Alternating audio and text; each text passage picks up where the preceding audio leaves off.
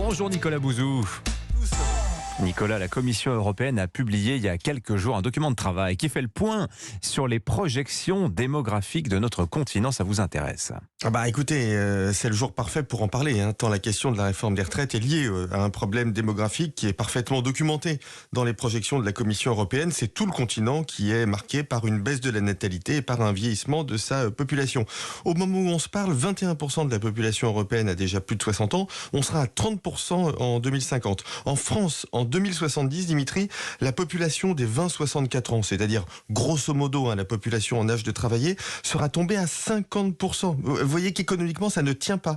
Un actif pour un inactif, si on ne fait rien, c'est l'appauvrissement assuré. Et d'autant plus que le vieillissement de la population, Nicolas, génère des besoins nouveaux qu'il faut financer.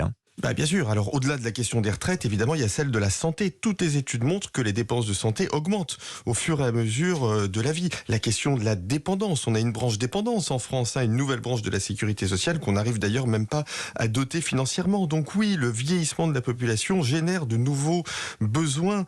D'après Eurostat, en France, en 2070 toujours, le coût du vieillissement dépasserait 30% du PIB, un tiers de nos revenus, ça n'est pas raisonnable. Alors économiquement, comment on surmonte ce vieillissement accéléré ?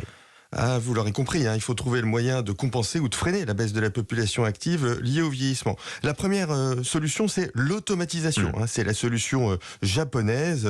On met des robots partout, y compris dans les hôtels, etc. Alors c'est bien, mais ça peut déshumaniser un peu nos relations. La deuxième solution, c'est l'immigration. La solution allemande, le problème de l'immigration, c'est qu'elle se heurte au fait que les opinions publiques sont très majoritairement contre l'immigration, notamment en France. La troisième solution, je vous le donne en mille, la réforme des retraites. C'est la solution d'ailleurs qui est pratiquée un peu pour tout le monde. Retarder l'âge de départ.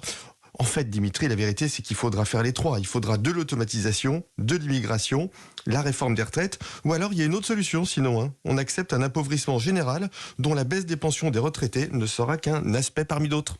Nicolas Bouzou, merci beaucoup Nicolas. Il est 7h23.